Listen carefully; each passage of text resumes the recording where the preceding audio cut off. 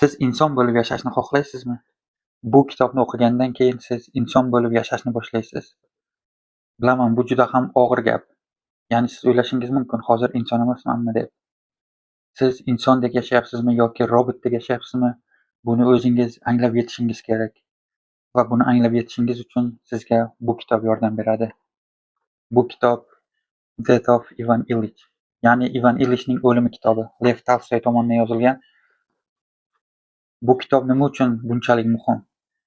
Ya'ni kimdir menga kelib, inson bo'lishim uchun qaysi kitobni o'qishim kerak deb so'rasa, meni birinchi bo'lib tavsiya beradigan kitobim xuddi shu qissa bo'ladi. Bu qissa juda kichik bo'lishiga qaramasdan, juda ham keng falsafiy ma'nolarni qamrab oladi. Qanday qilib bu bizni inson sifatida yashashni boshlashimizga yordam beradi? Bilamizki, inson sifatida yashashni boshlash uchun biz avval o'lim muqarrar ekanligini anglab yetishimiz kerak. Va tabiiyki, o'lim haqida o'ylaganimizda bizning butun hayotimiz ko'z oldimizdan o'tadi. Har bir qilgan yaxshi va yomon ishlarimiz, xato va to'g'ri qarorlarimiz ko'z oldimizdan o'tadi. Siz bu asarni o'qish jarayonida ham sizni butun hayotingiz xuddi video tasmasidek ko'z oldingizdan yana bir bor o'tadi. Bu orqali siz hayotingizni qayta taftish qilasiz.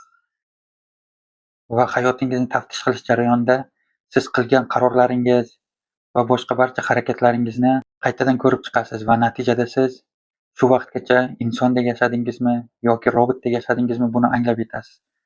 Ya'ni insondek yashash deganda, bu yerda albatta insondek yashash qo'sh tirnoq ichida insondek yashash jumlasi bilan men siz qarorlarni o'zingiz qabul qilishni va o'z xohishingizga, o'z e'tiqodingizga ko'ra yashashni nazarda tutyapman.